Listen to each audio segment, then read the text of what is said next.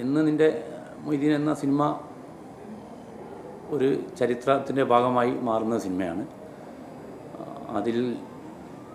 അത് ഏറെ ചർച്ച ചെയ്യപ്പെടുകയും അതിൽ കുടുംബങ്ങളെ നന്നായി ഹൈലൈറ്റ് ചെയ്തിട്ടും ഒക്കെ ഉള്ള ഒരു സിനിമയാണ്. അതിൽ വലിയ മതേതരത്വമൊക്കെ വലിയ ഒരു നിലപാടായിരുന്നു.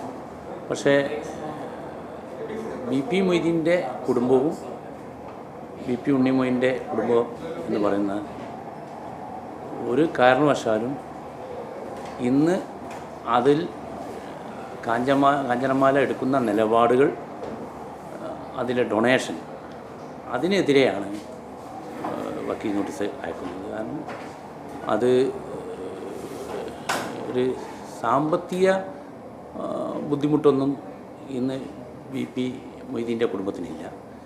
പിന്നെ സേവാമന്ദിരം എന്ന് പറയുന്നത് 8 കോടിയുടെ മേലെ സ്വത്ത് കാഞ്ചന മേഡത്തിനുണ്ട്. കാഞ്ചനേച്ചി 8 കോടി ഉണ്ടാകുമ്പം വി പി മൊയ്തീൻ്റെ കുടുംബത്തിന് വേണ്ടി അല്ലെ വി പി മൊയ്തീൻ്റെ സേവാമന്ദിരത്തിന് വേണ്ടി ഒന്നും ചെയ്യണമെന്ന് ഞങ്ങൾ ആരും ആവശ്യപ്പെട്ടിട്ടൊന്നുമില്ല. പക്ഷേ ഇതിൻ്റെ പേരിൽ വലിയ പണപ്പിരിവ് തുടങ്ങിയിട്ട് കുറേ കാലമായി. ഇത് വെച്ച് നോക്കുമ്പോൾ അവിടെ എന്ത് ചെയ്തു എന്ന് ഞങ്ങൾക്കാർക്കും അറിയില്ല. പക്ഷേ ഇതിൻ്റെയൊക്കെ കുറ്റവും ചീത്തപ്പേരും വി പി മൊയ്തീൻ്റെ പേരിൽ പിരിവ് നടക്കുമോ അത് ഓട്ടോമാറ്റിക് വി പി കുടുംബത്തിന് വരും. അപ്പോൾ ഇതിനെതിരെ, ആ പിരിവുകൾക്കെതിരെ പറഞ്ഞാൽ തീരില്ല എന്നുകൊണ്ടാണ് വക്കീൽ നോട്ടീസ് അയക്കാനുള്ള കാരണം. ആ പിരിവ് എടുക്കാൻ പാടില്ല, എടുത്ത പൈസകൾ തന്നെ കൊടുക്കണം. അതുമാത്രമല്ല, എടുത്ത പൈസ തന്നെ എന്ത് ചെയ്തു, അവിടെ ഒരു ഷീറ്റിട്ട എന്ന് തന്നെ പറയുന്നത്. ഈ കഴിഞ്ഞ നിൻ്റെ മൊയ്തീൻ എന്ന സിനിമയുടെ പ്രൊഡ്യൂസേഴ്സ് 5 ലക്ഷം രൂപ സിനിമ ഷൂട്ടിംഗ് തുടങ്ങുന്നതിന് മുമ്പ് തന്നെ അവർക്ക് ഏൽപ്പിച്ചിട്ടുണ്ട്. അത് തന്നെ വി പി മൊയ്തീൻ സേവാന്തരം എന്ന് പറഞ്ഞ ഒരു ചെക്കാണ് കൊടുത്തത്. അതെവിടെയെന്നറിയില്ല. അവിടെ ഒരു ഷീറ്റ് പോലും അതിന് വേണ്ടിയിട്ടില്ല. കാഞ്ചനടുത്ത് ഒരു രൂപ പോലും അതിനുവേണ്ടി സ്വന്തമായിട്ട് ചിലവാക്കിയില്ല. 8 കോടിയുടെ ആസ്തിയുള്ള കാഞ്ചനടുത്തേക്ക് അവിടെ മൊയ്തീനോട് ഇത്രമാത്രം ആത്മാർത്ഥം ഉണ്ടെങ്കിൽ അവിടെ വേറെ മറ്റു പലതും ചെയ്യാമായിരുന്നു. പക്ഷേ ഒന്നും ചെയ്തതായിട്ട് നമ്മൾ അറിവില്ല. അതാണ് ഈ വക്കീൽ നോട്ടീസ് അയക്കാനുള്ള കാരണം. ആ വക്കീൽ നോട്ടീസ് വെച്ച് നമ്മൾ ആവശ്യപ്പെട്ടത്, ഒന്ന് വി പി മൊയ്തീൻ്റെ പേരുള്ള പിരിവുകൾ അവസാനിപ്പിക്കണം, പിരിവുകൾ വാങ്ങുന്നത് അവസാനിപ്പിക്കണം. പിന്നെ രണ്ടാമത് വി പി മൊയ്തീൻ്റെ പേരിൽ ട്രസ്റ്റ് ഉണ്ടാക്കിയെങ്കിൽ അത് പിരിച്ചുവിടണം. കാരണം ആ ട്രസ്റ്റ് എന്തിനു വേണ്ടിയാണെന്നും ഇപ്പോഴും നമുക്ക് മനസ്സിലാകുന്നില്ല. പിരിവെടുക്കാനായിട്ടുള്ള ഒരു സംവിധാനത്തിലുണ്ടായ ട്രസ്റ്റ് എന്ന് സംശയമുണ്ട്. അതുകൊണ്ട് ആ ട്രസ്റ്റ് പിരിച്ചുവിടണം. എടുത്ത പൈസകളുടെ കണക്ക് വക്കീൽ നോട്ടീസ് അയച്ച സ്ഥിതിയിൽ അത് കോടതിയെ ബോധ്യപ്പെടുത്തണം, ആ പണം എന്ത് ചെയ്തു എന്നുള്ളത്. ഇത്രയൊക്കെയാണ് ഇപ്പോൾ ഇതിലുള്ളത് ഈ കാര്യങ്ങൾ. കാരണം വി പി മൊയ്തീനെ പറ്റി പിരിവ് അതിലും ഞങ്ങളാരും പങ്കാളിയല്ല, ഞങ്ങളാരും അതിൽ പങ്കാളിയാക്കിയിട്ടുമില്ല. ഒരുപക്ഷെ ഞങ്ങളാർക്കും പങ്കാളിയാൻ താല്പര്യമില്ല. ഇനി അതുതന്നെ പങ്കാളിയായാൽ പോലും ഇതിൻ്റെ കണക്കൊക്കെ ഞങ്ങൾ അറിഞ്ഞു പോകും എന്നുള്ളതുകൊണ്ട് ഇതൊരു ഏകാധിപത്യ ശൈലിയിൽ മാത്രം കൈകാര്യം ചെയ്ത് മുന്നോട്ട് പോവുകയാണ്. അതാണ് ഞങ്ങൾക്ക് ആർക്കും അറിയില്ല ആരൊക്കെ അതിൽ ട്രസ്റ്റ് എന്നുള്ളത്. 5-6 പേരടങ്ങുന്ന ട്രസ്റ്റ് എന്നായി പറയുന്നത്. ഞങ്ങൾക്ക് അറിയില്ല ആരാന്നുള്ളത്, സത്യത ഇപ്പോഴും അറിയില്ല. ഒക്കെ ഒരു ഒറ്റയാൻ പട്ടാളത്തെ പോലെ ഇതിൻ്റെ കൂടെ സഹകരിച്ച് നിന്നാൽ നേട്ടമുണ്ടാവും എന്നുള്ളൊരു അവർ ട്രസ്റ്റിൽ ഉൾപ്പെടുത്തി ഒതുങ്ങി നിന്നുകൊണ്ടാണ് ഈ കാര്യങ്ങളൊക്കെ നടക്കുന്നത്. കലാപം മാത്രമല്ല, കലാപം എന്ന് പറയുമ്പോൾ ഒരു കലാപം അതിൻ്റെ ഒരു സൈഡാണ്. പക്ഷേ ഈ കുടുംബത്തിന് ഒരു ശതം അപമാനം ഉണ്ടാവുക എന്ന് പറഞ്ഞാൽ അത് ഏത് കുടുംബത്തിനുണ്ടായാലും എൻ്റെ പിതാവിനെ പോലത്തെ ഒരാൾക്കത് സഹിക്കില്ല. അതിനുവേണ്ടി എൻ്റെ ഒരു മകന് വേണ്ടി കുടുംബത്തിൻ്റെയും നാട്ടിലെ കലാപവും ഒരു സൈഡിലാണെങ്കിലും കുടുംബത്തിൻ്റെ അപമാനവും എല്ലാം സഹിക്കാനുള്ള ഒരു കപ്പാസിറ്റി ആ നിലയിലല്ലായിരുന്നു എൻ്റെ പിതാവ് വളരെ എല്ലാ കാര്യത്തിലും ശക്തനായിരുന്നു. അത് മകനെ ഒരു പക്ഷേ നിലക്ക് നിർത്താൻ കഴിയാത്ത ഒരു പ്രയാസം ഉണ്ടാവും. അതുകൊണ്ടായിരിക്കും ഇത്തരം ഒരു പ്രതിസന്ധികളെയും കലാപത്തെയും ഒക്കെ നേരിടാൻ അങ്ങനത്തെ അത്തരൊരു മനസ്സുമായിട്ട് ഇല്ലാത്തതുകൊണ്ടായിരിക്കും. എന്നാൽ മകനെ അവസാനിപ്പിക്കണം എന്ന ആൾക്ക് തന്നെ അവസാനിപ്പിക്കാൻ തീരുമാനിച്ചത്. അവസാനിച്ചില്ല എന്നുള്ളതാണ്. പക്ഷേ അതുകൊണ്ടാണ് പിന്നെ നിന്നുകൊണ്ട് പോയത്. അത് സത്യമായിരുന്നു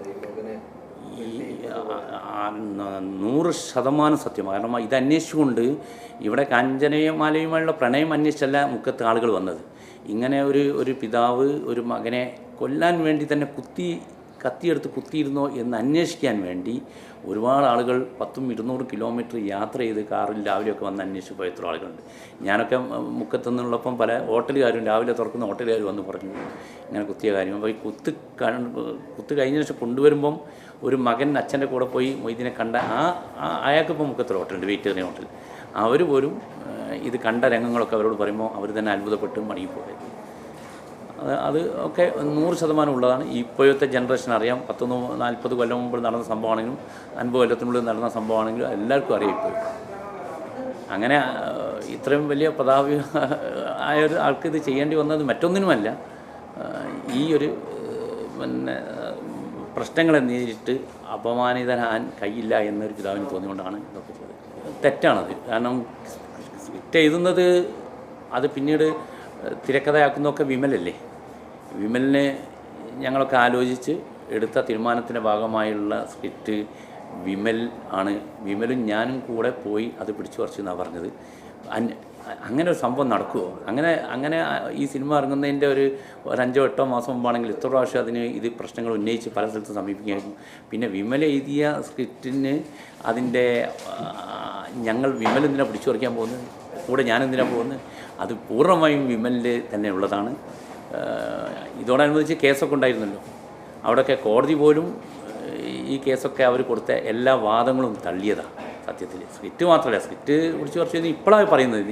ഞങ്ങളും അറിയുന്നത് ഇപ്പോഴാണ് പറയുന്നത്. അവിടെ എന്തോ ഒരു ചടങ്ങ് നടന്നപ്പം സ്ക്രിപ്റ്റ് പിടിച്ചെടുത്ത് കൊണ്ടുപോയി എന്നാണ്. ഒരു കാര്യം അതിൽ ഏത് കേൾക്കുന്ന ആൾക്കും ഞാൻ ഈ പറയുന്ന ആൾക്കും അറിയാം, ഇത് സ്ക്രിപ്റ്റ് വിമലിൻ്റെതാണ്. വിമൽ എഴുതിയ സ്ക്രിപ്റ്റാണ്. അത് വിമലിൻ്റെ കയ്യിൽ എന്തായാലും അതിൻ്റെ കോപ്പിയോ ഒറിജിനൽ ഉണ്ടാവും. ഇനി മറ്റാരത്തെ കോപ്പി പോയാലും അത് വാങ്ങുമ്പോൾ ഒറിജിനൽ വിമലിൻ്റെ അടുത്തുണ്ടാവും. അത് ഞങ്ങൾ പിടിച്ചു പറിക്കേണ്ട ആവശ്യമില്ല. അതിൻ്റെ എൻ്റെ കുടുംബത്തിൻ്റെ എൻ്റെ പിതാവിൻ്റെ എൻ്റെ ജ്യേഷ്ഠൻ്റെ കഥയാണ്, ഞങ്ങളുടെ കുടുംബത്തിൻ്റെ കഥയാണ് എന്ന് കോടതി പോലും ഇവർ കൊടുത്ത കേസിന് അനുവാദികമായി അതിൽ വാദം ഉന്നയിച്ചിട്ടുണ്ട്. കോടതി പോലും അതിലൊരു പരാമർശം നടത്തിയിട്ടുണ്ട്. ഇത് ഇവരെ കുടുംബം വി പി മൊയ്തീൻ്റെ കുടുംബത്തിൻ്റെ കഥയാണ് എന്ന് അവർ. എന്ന് നിൻ്റെ മൊയ്തീൻ എന്ന സിനിമ ഒരു ചരിത്രത്തിൻ്റെ ഭാഗമായി മാറുന്ന സിനിമയാണ്. അത് ഏറെ ചർച്ച ചെയ്യപ്പെടുകയും അതിൽ കുടുംബങ്ങളെ നന്നായി ഹൈലൈറ്റ് ചെയ്തിട്ടും ഒക്കെ ഉള്ള ഒരു സിനിമയാണ്. അതിൽ വലിയ മതേതരത്വമൊക്കെ വലിയ ഒരു നിലപാടായിരുന്നു. പക്ഷേ വി പി മൊയ്തീൻ്റെ കുടുംബവും വി പി ഉണ്ണിമൊയ്തീൻ്റെ കുടുംബം എന്ന് പറയുന്ന ഒരു കാരണവശാലും ഇന്ന് അതിൽ കാഞ്ചനമാല എടുക്കുന്ന നിലപാടുകൾ, അതിലെ ഡൊണേഷൻ, അതിനെതിരെയാണ് വക്കീൽ നോട്ടീസ് അയക്കുന്നത്. കാരണം അത് ഒരു സാമ്പത്തിക ബുദ്ധിമുട്ടൊന്നും ഇന്ന് വി പി മൊയ്തീൻ്റെ കുടുംബത്തിനില്ല. പിന്നെ സേവാമന്ദിരം എന്ന് പറയുന്നത് 8 കോടിയുടെ മേലെ സ്വത്ത് കാഞ്ചന മേഡത്തിനുണ്ട്. കാഞ്ചനേച്ചി 8 കോടി ഉണ്ടാകുമ്പം വി പി മൊയ്തീൻ്റെ കുടുംബത്തിന് വേണ്ടി അല്ലെ വി പി മൊയ്തീൻ്റെ സേവാമന്ദിരത്തിന് വേണ്ടി ഒന്നും ചെയ്യണമെന്ന് ഞങ്ങൾ ആരും ആവശ്യപ്പെട്ടിട്ടൊന്നുമില്ല. പക്ഷേ ഇതിൻ്റെ പേരിൽ വലിയ പണപ്പിരിവ് തുടങ്ങിയിട്ട് കുറേ കാലമായി. ഇത് വെച്ച് നോക്കുമ്പോൾ അവിടെ എന്ത് ചെയ്തു എന്ന് ഞങ്ങൾക്കാർക്കും അറിയില്ല. പക്ഷേ ഇതിൻ്റെയൊക്കെ കുറ്റവും ചീത്തപ്പേരും വി പി മൊയ്തീൻ്റെ പേരിൽ പിരിവ് നടക്കുമോ അത് ഓട്ടോമാറ്റിക് വി പി കുടുംബത്തിന് വരും. അപ്പോൾ ഇതിനെതിരെ, ആ പിരിവുകൾക്കെതിരെ പറഞ്ഞാൽ തീരില്ല എന്നുകൊണ്ടാണ് വക്കീൽ നോട്ടീസ് അയക്കാനുള്ള കാരണം. ആ പിരിവ് എടുക്കാൻ പാടില്ല, എടുത്ത പൈസകൾ തന്നെ കൊടുക്കണം. അതുമാത്രമല്ല, എടുത്ത പൈസ തന്നെ എന്ത് ചെയ്തു, അവിടെ ഒരു ഷീറ്റിട്ട എന്നാണ് പറയുന്നത്. ഈ കഴിഞ്ഞ നിൻ്റെ മൊയ്തീൻ എന്ന സിനിമയുടെ പ്രൊഡ്യൂസേഴ്സ് 5 ലക്ഷം രൂപ സിനിമ ഷൂട്ടിംഗ് തുടങ്ങുന്നതിന് മുമ്പ് തന്നെ അവർക്ക് ഏൽപ്പിച്ചിട്ടുണ്ട്. അത് തന്നെ വി പി മൊയ്തീൻ. ഇത്രയൊക്കെ ഇപ്പോൾ ഇതിലുള്ളത് ഈ കാര്യങ്ങൾ. കാരണം വി പി മൊയ്തീനെ പറ്റി പിരിവ് അതിലും ഞങ്ങളാരും പങ്കാളിയല്ല, ഞങ്ങളാരും അതിൽ പങ്കാളിയാക്കിയിട്ടുമില്ല. ഒരുപക്ഷെ ഞങ്ങളാർക്കും പങ്കാളിയാൻ താല്പര്യമില്ല. ഇനി അതാണ് പങ്കാളിയായാൽ പോലും ഇതിൻ്റെ കണക്കൊക്കെ ഞങ്ങൾ അറിഞ്ഞു പോകും എന്നുള്ളതുകൊണ്ട് ഇതൊരു ഏകാധിപത്യ ശൈലിയിൽ മാത്രം കൈകാര്യം ചെയ്ത് മുന്നോട്ട് പോവുകയാണ്. അതാണ് ഞങ്ങൾക്ക് ആർക്കും അറിയില്ല ആരൊക്കെ ഇതിൽ ട്രസ്റ്റ് എന്നുള്ളത്. 5-6 പേരടങ്ങുന്ന ട്രസ്റ്റ് എന്നായി പറയുന്നത്. ഞങ്ങൾക്ക് അറിയില്ല ആരാന്നുള്ളത്, സത്യത ഇപ്പോഴും അറിയില്ല. ഒക്കെ ഒരു ഒറ്റയാൻ പട്ടാളത്തെ പോലെ ഇതിൻ്റെ കൂടെ സഹകരിച്ച് നിന്നാൽ നേട്ടമുണ്ടാവും എന്നുള്ളൊരു അവർ ടെസ്റ്റിൽ ഉൾപ്പെടുത്തി അവർ ഒതുങ്ങി നിന്നുകൊണ്ടാണ് ഈ കാര്യങ്ങളൊക്കെ നടക്കുന്നത്. കലാപം മാത്രമല്ല, കലാപം എന്ന് പറയുമ്പോൾ ഒരു കലാപം അതിൻ്റെ ഒരു സൈഡാണ്. പക്ഷേ ഈ കുടുംബത്തിന് ഒരു ശതം അപമാനം ഉണ്ടാവുക എന്ന് പറഞ്ഞാൽ അത് ഏത് കുടുംബത്തിനുണ്ടായാലും എൻ്റെ പിതാവിനെ പോലത്തെ ഒരാൾക്കത് സഹിക്കില്ല. അതിനുവേണ്ടി എൻ്റെ ഒരു മകന് വേണ്ടി കുടുംബത്തിൻ്റെയും നാട്ടിലെ കലാപവും ഒരു സൈഡിലാണെങ്കിലും കുടുംബത്തിൻ്റെ അപമാനം എല്ലാം സഹിക്കാനുള്ള ഒരു കപ്പാസിറ്റി അല്ല, ആ നിലയിലല്ലായിരുന്നു എൻ്റെ പിതാവ് വളരെ എല്ലാ കാര്യത്തിലും ശക്തനായിരുന്നു. അത് മകനെ ഒരു പക്ഷേ നിലക്ക് നിർത്താൻ കഴിയാത്ത ഒരു പ്രയാസം ഉണ്ടാവും. അതുകൊണ്ടായിരിക്കും ഇത്തരം ഒരു പിന്നെ പ്രതിസന്ധികളെയും കലാപത്തെയും ഒക്കെ നേരിടാൻ അങ്ങനത്തെ അത്തരൊരു മനസ്സുമായിട്ട് ഇല്ലാത്തതുകൊണ്ടായിരിക്കും. എന്നാൽ മകനെ അവസാനിപ്പിക്കണം എന്ന ആൾക്ക് തന്നെ അവസാനിപ്പിക്കാൻ തീരുമാനിച്ചത്. അവസാനിച്ചില്ല എന്നുള്ളതാണ്. പക്ഷേ അതുകൊണ്ടാണ് പിന്നെ നീണ്ടു പോയത്. അത് സത്യമായിരുന്നു ഈ മകനെ 100% സത്യമാണ്. കാരണം ഇത് അന്വേഷിച്ചുകൊണ്ട് ഇവിടെ കാഞ്ചനമാലയുമായുള്ള പ്രണയം അന്വേഷിച്ചല്ല മുക്കത്ത് ആളുകൾ വന്നത്. ഇങ്ങനെ ഒരു പിതാവ് ഒരു മകനെ കൊല്ലാൻ വേണ്ടി തന്നെ കത്തിയെടുത്ത് കുത്തിയിരുന്നോ എന്ന് അന്വേഷിക്കാൻ വേണ്ടി ഒരുപാട് ആളുകൾ 100-200 കിലോമീറ്റർ യാത്ര ചെയ്ത് കാറിൽ രാവിലെയൊക്കെ വന്ന് അന്വേഷിച്ച് പോയ എത്ര ആളുകളുണ്ട്. ഞാനൊക്കെ മുക്കത്ത് നിന്നുള്ളപ്പം പല ഹോട്ടലുകാരും രാവിലെ തുറക്കുന്ന ഹോട്ടലുകാർ വന്ന് പറഞ്ഞു ഇങ്ങനെ കുത്തി സേവാന്തരം എന്ന് പറഞ്ഞ ഒരു ചെക്കാണ് കൊടുത്തത്. അതെവിടെയെന്നറിയില്ല. അവിടെ ഒരു ഷീറ്റ് പോലും അതിന് വേണ്ടിയിട്ടില്ല. കാഞ്ചനടുത്ത് ഒരു രൂപ പോലും അതിനുവേണ്ടി സ്വന്തമായിട്ട് ചിലവാക്കിയില്ല. 8 കോടിയുടെ ആസ്തിയുള്ള കാഞ്ചനടുത്തേക്ക് അവിടെ ഇതിനോട് ഇത്രമാത്രം ആത്മാർത്ഥം ഉണ്ടെങ്കിൽ അവിടെ മറ്റു പലതും ചെയ്യാമായിരുന്നു. പക്ഷേ ഒന്നും ചെയ്തതായിട്ട് നമ്മൾ അറിവില്ല. അതാണ് ഈ വക്കീൽ നോട്ടീസ് അയക്കാനുള്ള കാരണം.